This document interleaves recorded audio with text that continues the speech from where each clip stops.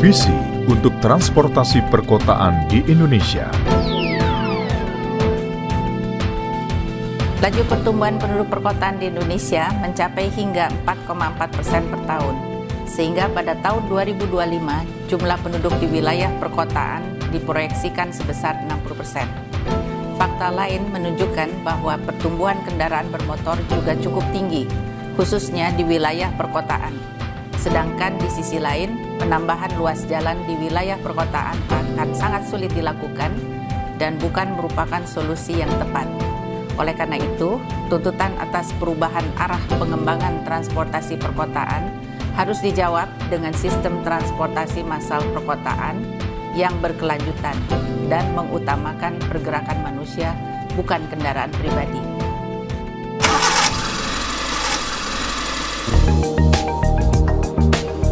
Jakarta, dengan tingkat kemacetan yang tinggi, menyebabkan terancamnya kesehatan masyarakat dan lumpuhnya perekonomian.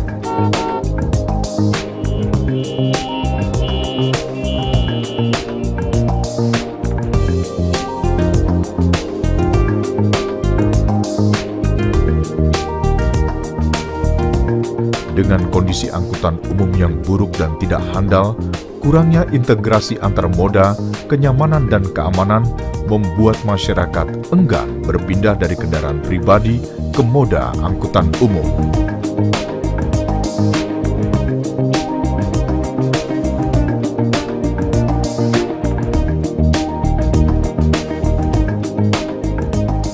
Mari kita bayangkan bersama, bukankah menyenangkan apabila kita memiliki fasilitas pejalan kaki dan jalur sepeda yang layak? Angkutan umum, kereta layang, dan bus pengumpan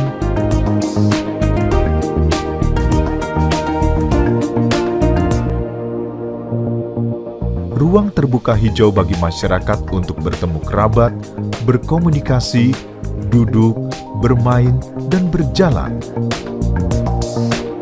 dan juga lingkungan yang bersih,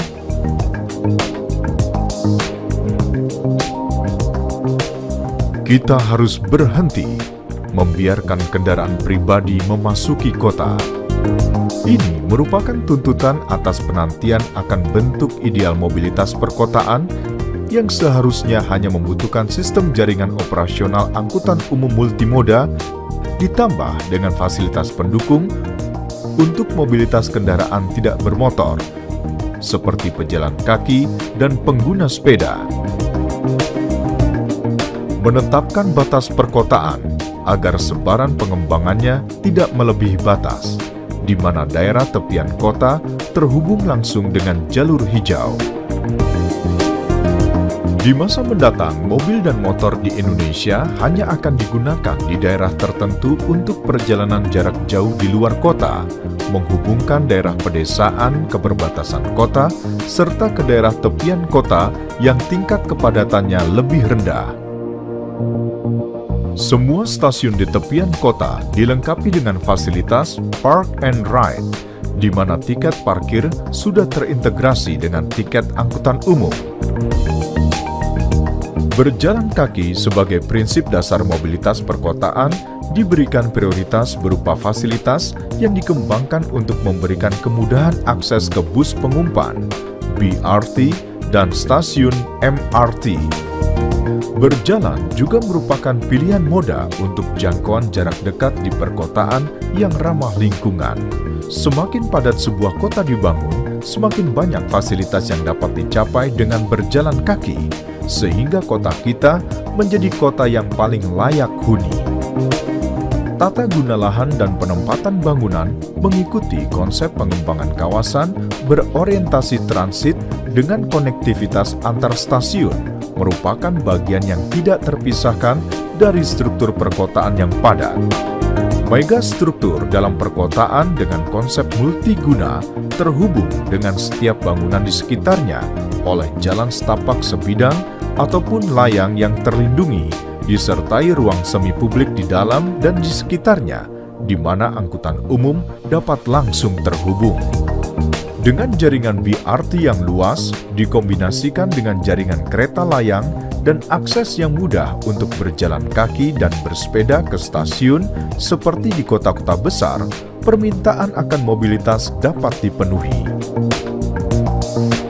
Sebuah sistem transit yang aman dan nyaman digunakan dengan halte bus dan jalur pejalan kaki yang terlindungi serta tiket yang efisien dan terjangkau disertai waktu tunggu yang singkat akan mengundang masyarakat untuk berpindah ke moda angkutan umum.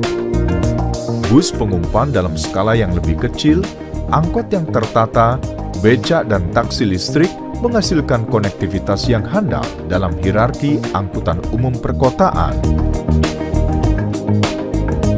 Tulang punggung angkutan umum di kota-kota besar terdiri dari jaringan jalur layang MRT. Jalur khusus BRT melengkapi dan mendukung jaringan dalam kota, di mana jarak stasiun dari berbagai lokasi di dalam kota tidak lebih dari 1 kilometer.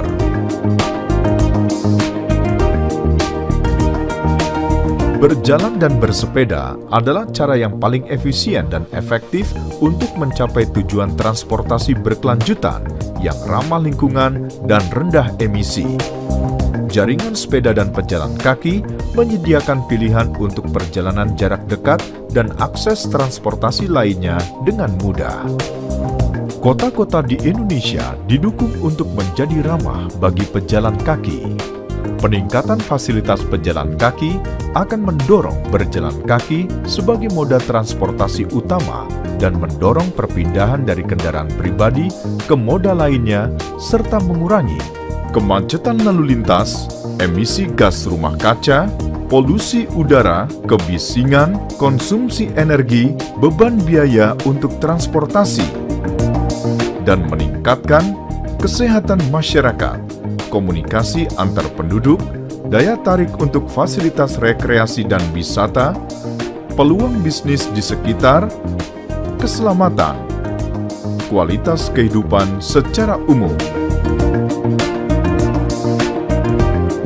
Kota-kota di Indonesia dibantu untuk menata kembali pemanfaatan lahan dengan maksimal berdasarkan tingkat kepadatan sehingga jarak tempuh untuk mencapai lokasi satu dan lain dapat diakses dengan berjalan kaki. Perjalanan jarak menengah dan jarak jauh dapat dilayani oleh moda angkutan umum yang didesain menarik dengan frekuensi yang tinggi, mudah dan nyaman untuk diakses oleh pejalan kaki. Langkah pertama yang harus dilakukan oleh kota-kota adalah membangun jaringan angkutan umum yang luas. Idealnya, kereta layang dengan bus pengumpan bertenaga listrik. Juga didukung moda transportasi lain yang sesuai dengan kondisi masing-masing kota, seperti bus air atau cable car. Pemerintah secara berkesinambungan telah melaksanakan berbagai program pembangunan transportasi perkotaan yang berkelanjutan. Salah satunya berupa pengembangan transportasi publik berbasis bus yang dikenal dengan BRT atau Bus Rapid Transit beserta sistem pendukungnya seperti fasilitas untuk pejalan kaki dan pesepeda. Kita juga terus berupaya agar masyarakat mau beralih dari kendaraan pribadi ke angkutan umum. Akses pejalan kaki dan fasilitas pesepeda yang paralel dengan penyeberangan jalan yang aman di seluruh kota harus ditingkatkan. Maka, pengguna mobil dan sepeda motor pribadi harus dikurangi secara bertahap dengan cara manajemen transportasi perkotaan, seperti meningkatkan tarif parkir berbasis waktu pada parkir di luar badan jalan, pengenaan tarif pada zona-zona tertentu di dalam kota, peningkatan pajak pada penjualan dan pendaftaran mobil, menekan penggunaan bahan bakar, dan penegakan peraturan lalu lintas. Dengan tujuan akhir untuk menciptakan lalu lintas yang tenang, bahkan bebas kendaraan di dalam kota. Ruang publik di dalam kota dikembalikan kepada masyarakat yang memulai aktivitasnya dengan berjalan kaki. Perubahan arah pengembangan transportasi perkotaan ini merupakan kegiatan jangka panjang dan menjadi tanggung jawab kita semua untuk mendukung percepatan pembangunan ekonomi nasional. Bersama kita bisa mengembalikan kebahagiaan ke dalam kehidupan mereka.